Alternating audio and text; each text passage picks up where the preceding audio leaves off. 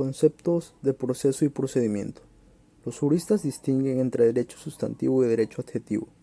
El primero lo refieren a la materia, es decir, a las disposiciones o leyes que tratan de regular las obligaciones y derechos que se conceden a los individuos, o las facultades y atribuciones de las autoridades, como por ejemplo en materia fiscal, sería lo relativo a los impuestos. Lo segundo trata la regulación que hace la ley para poder ejercer o hacer efectivos los derechos y obligaciones del derecho material. El derecho procesal fiscal se ocupa de regular a través de normas jurídicas los procedimientos administrativos y procesos jurisdiccionales que tienen que ver con los tributos. El derecho procesal es el conjunto de reglas o normas que señalan la manera de ejercitar derechos que se consideran tener ante los órganos jurisdiccionales, a quienes corresponde la facultad de resolver sobre ese ejercicio. El procedimiento es a su vez un conjunto de normas que regulan el trámite ante autoridades administrativas y cuando se trata de materia fiscal, el procedimiento se sigue ante autoridades fiscales. La diferencia entre normas procesales y normas de procedimiento se encuentra en que las primeras regulan actos ante órganos jurisdiccionales, mientras que en las segundas se trata de cumplir con requisitos ante órganos administrativos. El derecho procesal estudia tanto normas de procedimiento o derecho adjetivo como derecho sustantivo. Por ejemplo, el artículo 10 de la Ley del Impuesto sobre la Renta señala que las personas físicas que tengan ingresos en un año calendario están obligadas a pagar ese impuesto. El artículo 175 de esa misma ley señala la obligación de presentar declaración anual ante oficinas autorizadas. Así pues, la obligación de pago es derecho sustantivo y presentar la declaración es derecho adjetivo. En conclusión, se puede distinguir entre el término proceso y procedimiento. Proceso se refiere a las etapas o fases que se tramitan por partes interesadas ante un órgano jurisdiccional que concluye de ordinario con la emisión de una sentencia. El proceso es pues una controversia, un litigio. Se discute a quien le ha de corresponder el derecho sustantivo o material, y el procedimiento es entendido como trámite administrativo para que la autoridad resuelva una situación jurídica. Aquí no existe controversia o litigio, sino una relación jurídica entre la autoridad y el peticionario regulada por la ley. Principios generales del proceso. El proceso en general se rige por principios que consisten en la manera como la ley regula los actos jurídicos que se llevan a cabo ante la autoridad jurisdiccional. Ahora bien, la propia ley señala por cuáles principios se han decidido regular los actos jurídicos procesales y así encontramos a. Escrito o oral, según sea la forma en que se tramite. B. Ordinario o sumario, según se tramite en una serie de fases o audiencias en un tiempo más o menos prolongado, o bien se opte por el procedimiento en una sola audiencia con la finalidad de abreviar tiempo. C. Libertad de pruebas o restricción de pruebas. La ley señala si se aceptan todo tipo de pruebas o se restringe alguna. Por ejemplo, en materia fiscal, que es la que nos ocupa, no se acepta la prueba confesional por oposiciones de la autoridad. D. Público o secreto. El principio general es que todas las audiencias ante la autoridad jurisdiccional son públicas. Solo serán secretas por excepción cuando la autoridad así lo decida mediante razones fundadas. E. Con recurso o sin recurso. La propia ley contempla si el fallo que se pronuncie admite ser impugnado, es decir, si admite recurso o no. F. Puede ser civil, mercantil, penal, laboral, fiscal, etc., según sea la materia o asunto. G. Puede ser de materia común, estatal y federal, según corresponda a municipios, estados o federación. Principios del procedimiento y del proceso fiscal. Además de que la ley fiscal adopta algunos de los principios que ya se mencionaron, existen otros que a toda autoridad administrativa debe de respetar y que son: A. Principio de legalidad. B. Principio de proporcionalidad. C. Principio de equidad. D. De oficiosidad. E. De publicidad. G. Principio de exacta aplicación de la ley. H. Principio de destino del gasto público. Y principio de irretroactividad de la ley fiscal. Ley Federal del Procedimiento Contencioso Administrativo. Esta ley deroga lo relativo al título del juicio contencioso administrativo, que venía en el Código Fiscal de la Federación en los artículos 197 al 263, por lo cual ahora todo lo promovido ante el Tribunal Federal de Justicia Fiscal y Administrativa, antes Tribunal Fiscal de la Federación, son materia de esta Ley Federal del Procedimiento Contencioso Administrativo, el cual entró en vigencia en toda la República a partir del 1 de enero del 2006. Esta ley es importante pues se trata de las normas procesales que regulan los juicios ante los tribunales jurisdiccionales. La interpretación de las normas jurídicas tributarias. Interpretar la ley es descubrir su sentido y alcance, es decir, qué quiere decir la ley y en qué caso es aplicable. Pero frecuentemente no todos entendemos en el mismo sentido lo que ha sido objeto de estudio para conocer su naturaleza, sus clases y su aplicación. Para ello existen 3 clases de interpretación, en la cual nos dice que son por los sujetos que la realizan o su origen, en la cual ésta se divide de 3 formas. Una de ellas es por la auténtica o legislativa, que nos dice que utiliza conceptos, pero a veces para evitar que el concepto se interprete de maneras diferentes, la propia ley señala cómo debe entenderse. Un ejemplo de ello es en el artículo 2 del Código Fiscal de la Federación. Clasifica las contribuciones en impuesto, aportaciones de seguridad social, contribuciones de mejoras y derecho, y para evitar problemas de que debemos entender por cada una de estas clasificaciones, el propio artículo define el contenido de dichos conceptos. En pocas palabras, se refiere a cómo el legislador ve y entiende el derecho para hacer la ley. De igual manera, nos habla de la doctrinal, que es aquella en que llevan a cabo los estudios del derecho fiscal cuando interpretan un precepto legal. Un ejemplo de ello son cuando los fiscalistas critican el IVA, y en ocasiones esas valiosas opiniones han llevado a que estas leyes se modifiquen. En resumen, estaríamos hablando aquí sobre todo los abogados o litigantes del derecho del cómo ven ellos las leyes. Judicial o jurisprudencial. Se refiere al criterio que sostienen los jueces o tribunales al resolver cuestiones litigiosas de carácter fiscal. El criterio o interpretación jurisprudencial, de acuerdo a la Ley de Amparo, lo establecen los tribunales colegiados de circuito y la Suprema Corte de Justicia de la Nación. O dicho de manera común, es como los jueces antes mencionados interpretan las leyes para emitir los laudos o resolutivos. La siguiente es por los medios empleados, la cual se dividen en 2. Una de ellas es la literal o gramatical, que ésta atiende al sentido y alcance de las palabras empleadas por el legislador. Esto es lo que se conoce como apego estricto derecho, y a la cual han hecho que con los años diversas leyes se modifiquen para ampliar los alcances de las mismas.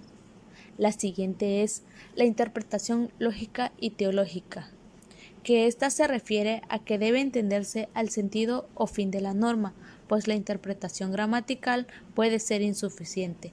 Esto es, si el texto de la norma o de la cláusula fuera ambiguo, oscuro o confuso y genera discusión su alcance. Esta interpretación puede apoyarse en los fines para los cuales fue propuesto para su creación. Nuestra última clasificación es para los fines o resultados, la cual se divide en 4. Una de ellas es la declarativa, que es en la que debe entenderse en los términos del precepto, es decir, su sentido corresponde a lo que el precepto expresa, es la de más corriente de uso y su objetivo es el de explicar el texto de la ley. Un ejemplo claro en sentido amplio sería el texto en el Código Fiscal de la Federación referente a pagar impuesto por X o por Y, porque te dice el por qué debes pagarlo y el cómo se debe realizar tal pago. La siguiente es la extensiva. Es aquella en la que se presenta cuando la ley en su redacción parece señalar cierto supuesto pero en realidad se puede aplicar a más supuesto. Esta interpretación es la que puede hacer el legislador, extendiendo el significado de la ley o casos o situaciones de hechos para los que no estaban prevista la aplicación de la consecuencia jurídica prevista por la ley. La siguiente es la restrictiva, que esta es la interpretación que se presenta cuando la ley aparentemente comprende más, pero interpretada correctamente su alcance se limita. En pocas palabras, no se puede hacer más de lo que la ley te diga.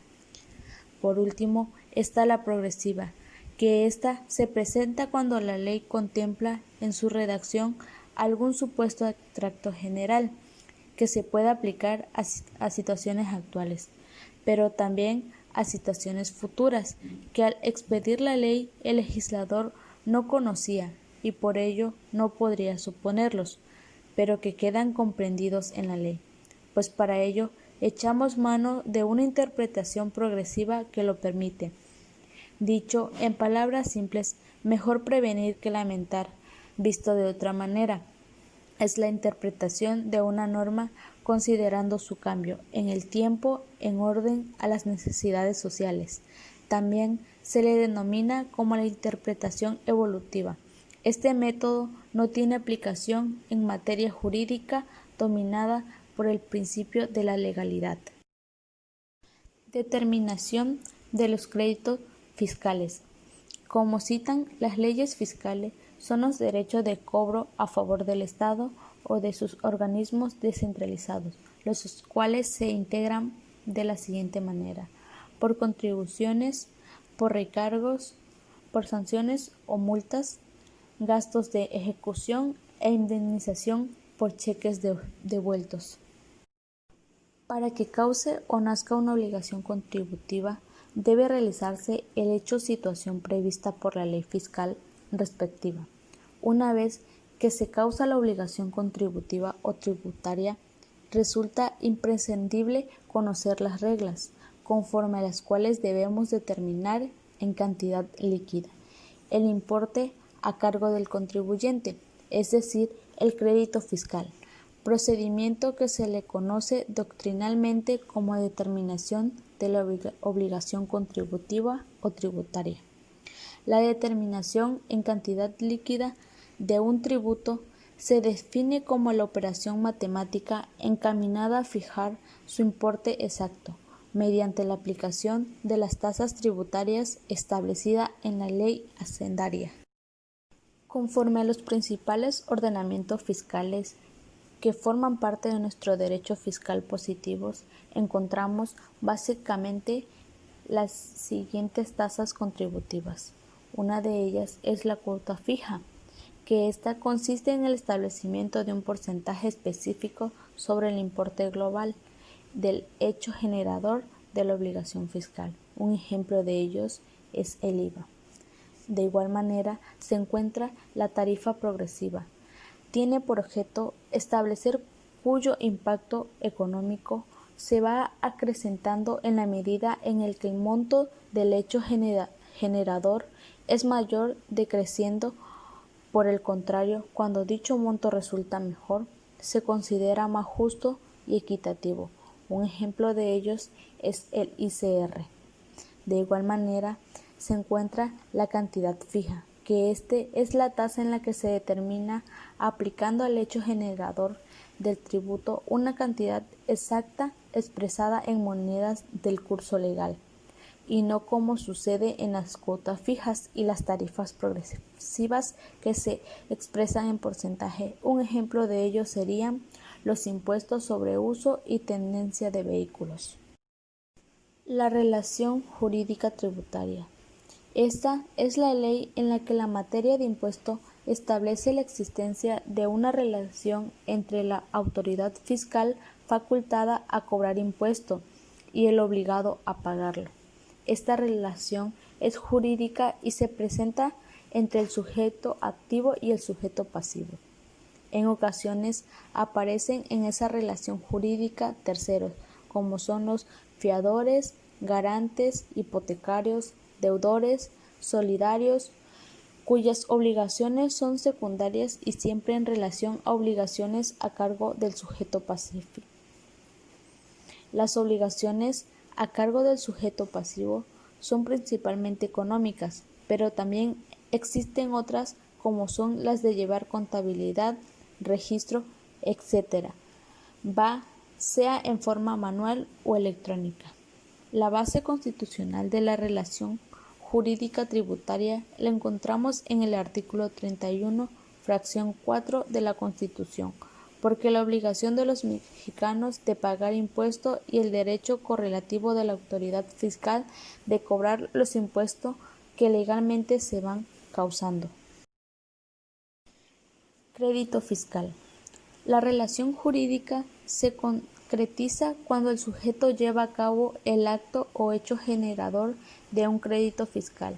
Esta nace cuando el sujeto pasivo realiza el acto o hecho que la ley prevé como generador de obligaciones fiscales.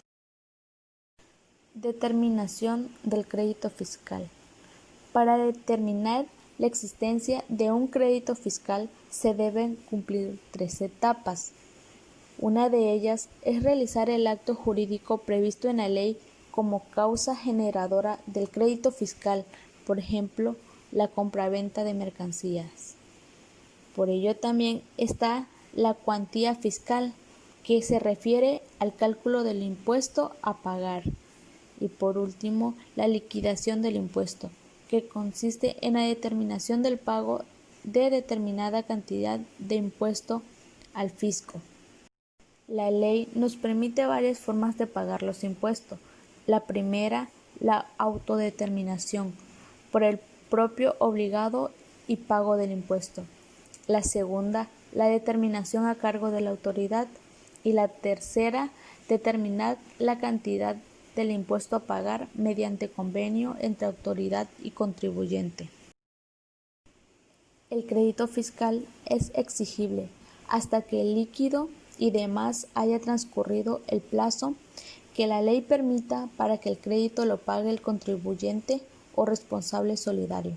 En caso de omisión, una vez exigible el crédito fiscal, este podrá hacerse efectivo mediante el procedimiento coactivo de ejecución. Extinción del crédito fiscal. Una vez exigible el crédito, se puede extinguir por alguna de las siguientes formas. Una de ellas es por pago, que son normalmente más común de exigirlo. Por comprensión, se refiere a que el contribuyente que tiene un saldo a favor y a la vez tiene un saldo a su cargo puede determinar diferencias y si le resulta un saldo a cargo, efectuar el pago de la diferencia. Si le resulta un saldo a favor, puede solicitar la devolución al fisco. Por condonación. En forma individual, el crédito no es condonable, únicamente son condonables créditos si existe un decreto o resolución de carácter abstracto y general de la autoridad, en que renuncia al cobro que sea total o parcial en beneficio de sujetos pasivos, atendiendo a situaciones debidas a caso fortuito o fuerza mayor. Por prescripción, se extingue la obligación de pago por los transcurso del tiempo. Así, después de 5 años de que el crédito exigible no se pagó y el fisco no exigió su pago al crédito, se extingue y a esto se le llama prescripción. Por caducidad. La ley impone en casos obligaciones a la autoridad fiscal de realizar determinados actos jurídicos para preservar sus derechos, y en caso de que no se efectúen dichos actos, el derecho se pierde, es decir, caduca. Las leyes fiscales. Los procedimientos y los procesos fiscales solo pueden tener razón de existir en cuanto se refieren al derecho sustantivo fiscal. De ahí que exista la relación indisoluble entre la materia fiscal y la materia procesal fiscal. El artículo 64, fracción 4 de la Constitución señala que la facultad es exclusiva de la Cámara de Diputados aprobar anualmente el presupuesto de egresos de la Federación, previo examen de discusión y en otros casos modificación del proyecto. La ley de ingresos contiene un catálogo de ingresos que se requieren recaudar en cada ejercicio fiscal y corresponde a las leyes reglamentarias de cada tributo, fijar su naturaleza. Las leyes fiscales tienen una vigencia anual, pues el artículo 74, fracción 4 de la Constitución así lo establece. Sin embargo, como las leyes fiscales que año en año se proponen tienen en general el mismo contenido y solo varían en algunas disposiciones, las leyes fiscales pueden decirse que se renuevan año con año. Los reglamentos circulares y órdenes presidenciales. La Constitución faculta y obliga al presidente de la República a expedir los reglamentos que se requieran para la exacta observación en la esfera administrativa de las leyes que expida el Congreso de la Unión. Esta disposición aparece en el artículo 89, fracción 1 de nuestra Carta Magna y permite que el Ejecutivo Federal expida reglamentos. Así, por ejemplo, tenemos el reglamento del Código Fiscal, expedido por el presidente, cuyas disposiciones son típicas procedimentales. El reglamento es el conjunto de normas jurídicas complementarias y subordinadas a la ley, pero por ser normas, por ello imponen deberes y obligaciones. El reglamento tiene por objetivo señalar procedimientos para cumplir con preceptos de la ley, en nuestro caso fiscal. Por ejemplo, tenemos el reserva de ley que prohíbe que el reglamento invada o legalice sobre la materia que la ley corresponda. Por ejemplo, fija más requisito que lo que propina la ley. El Código Fiscal de la Federación. Se denomina código a un cuerpo de normas jurídicas que se refieren a una determinada rama del derecho. Del propio código se pueden desprender los principios generales relativos de la materia que se trae. Estos principios generales resultan aplicables a otras leyes fiscales, como la ley del IVA, del ISAI, ley aduanera, etc.